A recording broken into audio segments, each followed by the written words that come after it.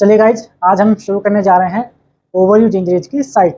जैसा कि हम अपने लास्ट सेगमेंट के अंदर डिस्कस कर चुके हैं कि ओवरयूज इंजरीज क्या होती हैं और उसके कौन कौन से फैक्टर्स हैं, कि इंटरनल फैक्टर्स क्या होते हैं और एक्सटर्नल फैक्टर्स क्या होते हैं जिनकी वजह से हमें ओवरयूज इंजरीज होती है। आज हम डिस्कस करेंगे ओवरयूज इंजरीज किन किन साइटों पर पाई जाती है या किन किन साइटों पर हमें ओवरयूज इंजरीज हो सकती है। तो हम शुरू करते हैं।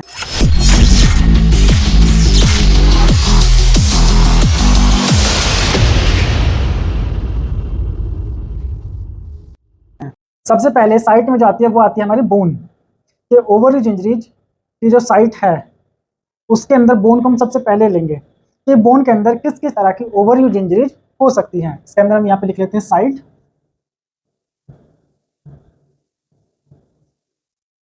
साइट और सबसे नंबर 1 पे आती है हमारी बोन।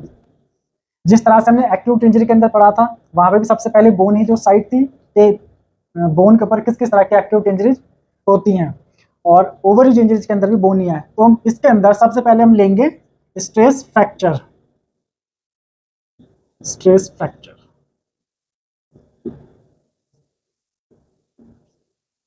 स्ट्रेस फ्रैक्चर क्या होता है?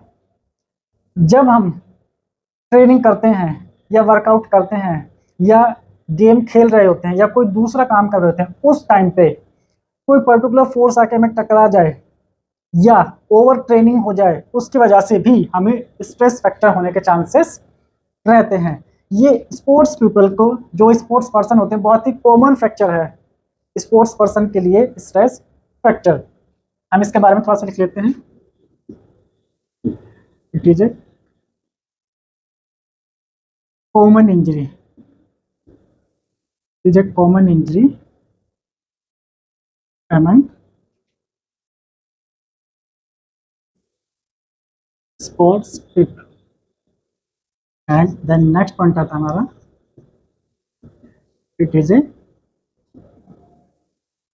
micro trauma।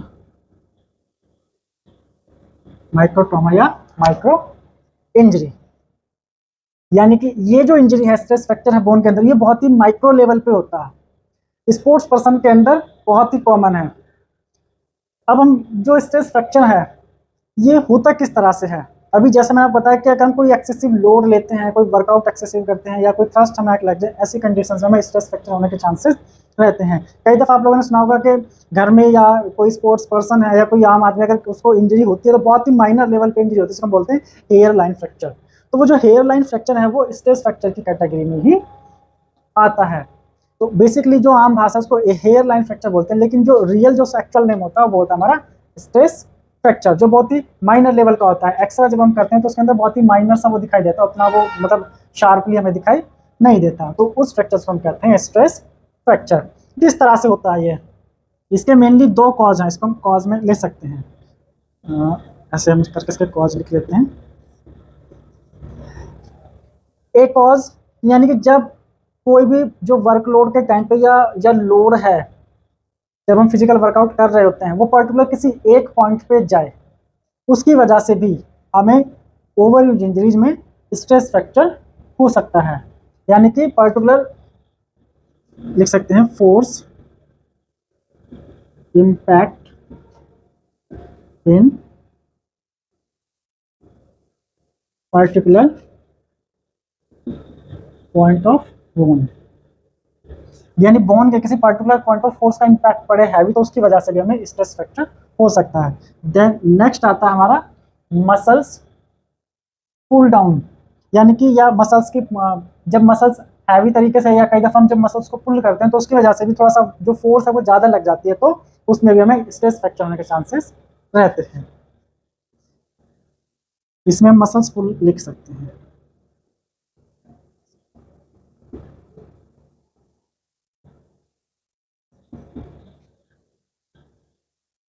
मसल्स पुलिंग के टाइम पे भी ये हो सकता है, यानी कि मसल्स जब हम हैवी तरीके से थोड़ी सी पुल हो जाए तो उस टाइम पे भी ये स्ट्रेस फ्रैक्चर जो हमारा हो सकता है। कहाँ कहाँ पे ये हो सकता है और हम इसके बारे में जान लेते हैं, इसके एग्जांपल्स कि स्ट्रेस फ्रैक्चर कहाँ हो सकता है। मोस्टली जो स्ट्रेस फ्रैक्चर है वो आपको लोअर लिम्ब में आपको देखने को मिलेगा, जैसे हमारी पेल्विक बोन है, फीमर बोन है, पटेला बोन है, टिबिया, फिबुला, टार्सल्स हैं, तो इनके ऊपर जो है आपको देखने को मिल सकता है। हम इसके अंदर एक एग्जाम्पल ले लेते हैं, पेल्विक, फीमर पटेला टिबिया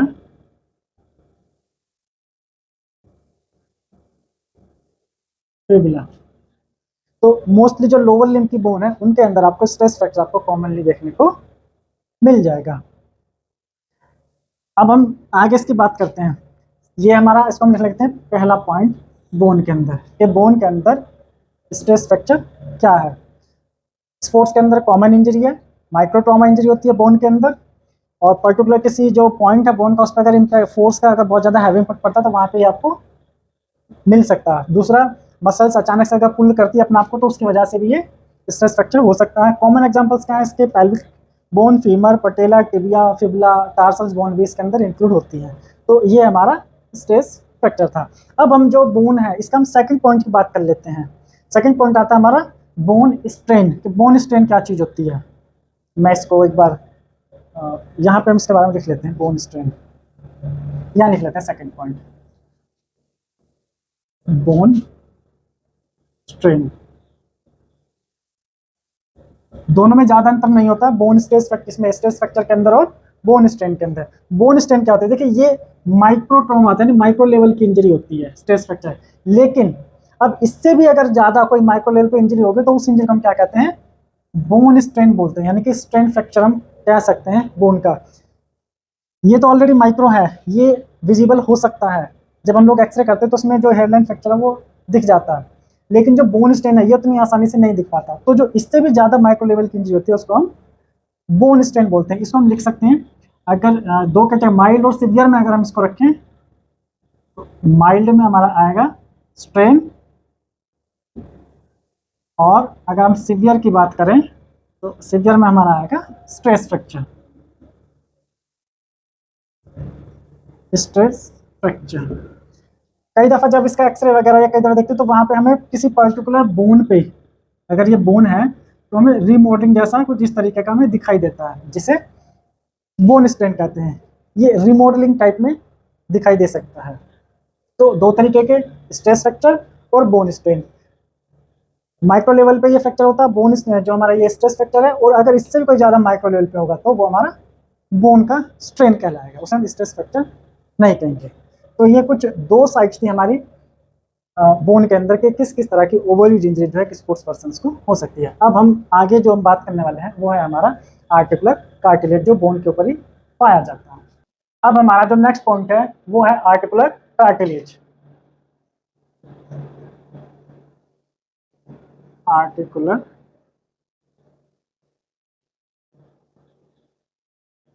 कार्टिलेज,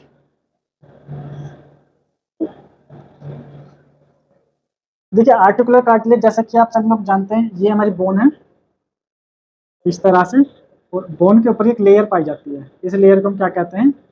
आर्टिकुलर कार्टिलेज कहते हैं। इस आर्टिकुलर कार्टिलेज पे किस तरह की ओवरयूज इंजरी हो सकती है? सबसे बेसिक जो कॉमन है वो आती है हमारी osteoarthritis.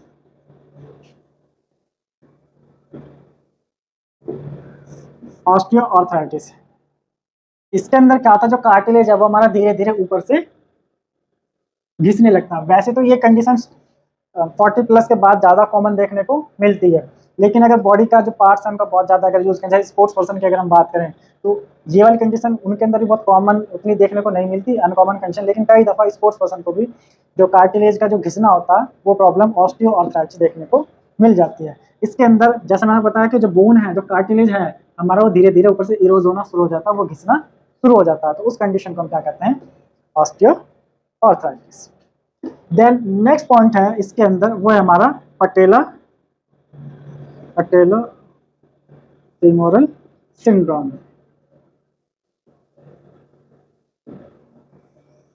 पटेलो femoral syndrome, knee joint आप सभी लोग जानते हैं। नी जॉइंट के ऊपर ही जो गोल कलर की जो गोल नहीं, जो गोल टाइप की जो बोन होती है छोटी सी, उस बोन को क्या कहते हैं? हम पटेला बोन बोलते हैं। तो जब उस पटेलर बोन पे वो उसका जो कार्टिलेज लेवल है वो घिसने लग जाए, जिसकी वजह से हमें पेन होने लगता है नी जॉइंट के अंदर, तो उस कंडीशन को हम क्या बोलते हैं? पटेला फेमोरल सिंड्रोम। इस तरह की हमारी बोन होती है वो कुछ, हाँ कुछ इस तरह की होती है। तो ये नी जॉइंट के ऊपर ये हमारे ऊपर से फीमर बोन आ रही होती है इस तरह से, और यहीं पे ये अटैच होती है। तो जब ये बोन अंदर की तरफ से घिसने लग जाए, कई दफ़ा इस पे फ्रैक्चर वगैरह या ओवर एक्सेसिव लोड भी चला जाता है, जिसकी वजह से यहाँ पे थोड़ा क्रैक भी पड़ सकता है या वो वहाँ से थोड़ी सी घिस जाती है, तो उस कंडीशंस में हमें पेन नहीं लगता, वहाँ पे स्वेलिंग भी हो सकती है। तो ये जो कंडीशंस है पटेला वाली, इस कंडीशंस को हम क्या कहेंगे, पटेलर फीमोरल सिंड्रोम। यहाँ पे आपको पेन हो सकता है, स्वेलिंग हो सकती है, और रेडनेस वगैरह तो खैर उतनी नहीं आएगी वहाँ पे। बेसिकली पेन और स्वेलिंग कंडीशंस जो है देखने को मिल सकती है, चलने वगैरह में भी आपको प्रॉब्लम हो सकती है। तो ये है हमारी जो कार्टिलेज की दो कंडीशन, ऑस्टियोआर्थराइटिस और पटेलर फीमोरल सिंड्रोम। नेक्स्ट अब हम जो तीसरी बात करेंगे, तीसरा पॉइंट आता है हमारा कार्टिलेज, हमने बोन हमने पढ़ ली है, कार्टिलेज हमने पढ़ लिया। तीसरा जो पॉइंट है वो है हमारा जॉइंट। इसको ऐसे ले लेते हैं। जॉइंट के अंदर किस तरह की ओवर यूज इंजरीज हो सकती है? मोस्टली जॉइंट के अंदर वैसे तो काफ़ी सारी होती है, लेकिन हम जो कॉमन है वो कॉमन की हम बात करेंगे। इसे हम बोलते हैं साइनोवाइटिस, साइनोवाइटिस या कैप्सुलाइटिस भी हम इसे कह सकते हैं। कैप्सुलाइटिस, साइनोवाइटिस और कैप्सुलाइटिस, ये होती क्या है? देखिए, इस पे ये हमारा जॉइंट है, अगर हम इसको नी जॉइंट मान लें तो कुछ इस तरह का है। दोनों बोन को अटैच करने वाली एक लेयर होती है यहाँ पे इस तरह से, ये एक लेयर है। इस लेयर के अंदर यहाँ पे होता है साइनोवियल फ्लूइड, जिसे हम ग्रीस भी बोलते हैं कॉमन भाषा में, और इस ग्रीस को कवर करके रखती है एक लेयर जिसको हम बोलते हैं साइनोवियम या साइनोवियल लेयर। जब इस लेयर के अंदर खिंचाव पड़े या यहाँ पे ये स्ट्रेच हो जाए, खिंच जाए, ब्रेक हो जाए, तो ऐसी कंडीशंस पे यहाँ पे पेन होगा और स्वेलिंग हो जाती है, यानी कि यहाँ पे इन्फ्लामेशन आ जाती है। तो इस कंडीशन को क्या कहते हैं? साइनोवाइटिस या कैप्सुलाइटिस, यानी कि हम यहाँ लिख सकते हैं inflammation of synovial membrane.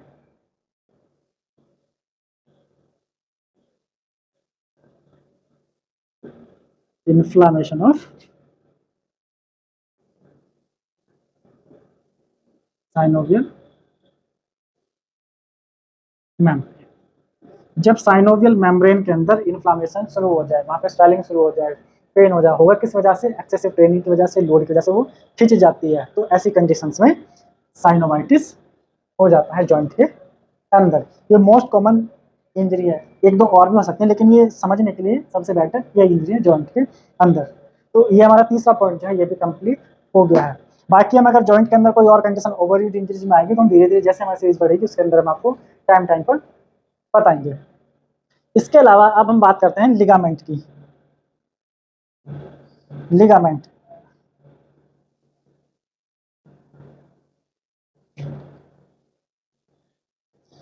Ligament के अंदर कौन कौन सी ओवर यूज इंजरीज आपको देखने को मिल सकती हैं?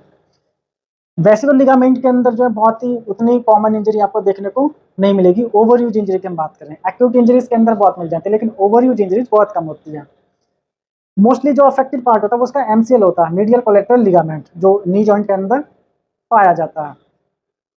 होता किस चीज के अंदर है? आपने स्पोर्ट्स देखे होंगे जो ब्रेस्ट स्ट्रोक बोलते हैं, जो स्विमर होते हैं, ब्रेस्ट स्ट्रोक स्विमर, उनके अंदर एमसीएल इंजरी जो है आपको कॉमन देखने को मिल जाएगी। इसके अंदर हम लिख सकते हैं एमसीएल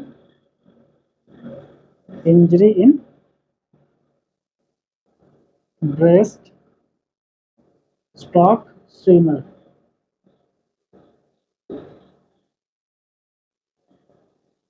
स्विमर्स के अंदर क्या होता है, जब वो लोग तैर रहे होते हैं या स्विमिंग कर रहे होते हैं तो उस टाइम पे यहाँ पे कई दफ़ा एमसीएल के ऊपर जो है स्ट्रेन या स्ट्रेस चला जाता है, जिसकी वजह से थोड़ा सा खिंच जाता है, और यहाँ पे एमसीएल जो मीडियल कोलेक्टर लिगामेंट है इनका वो खिंच जाता है।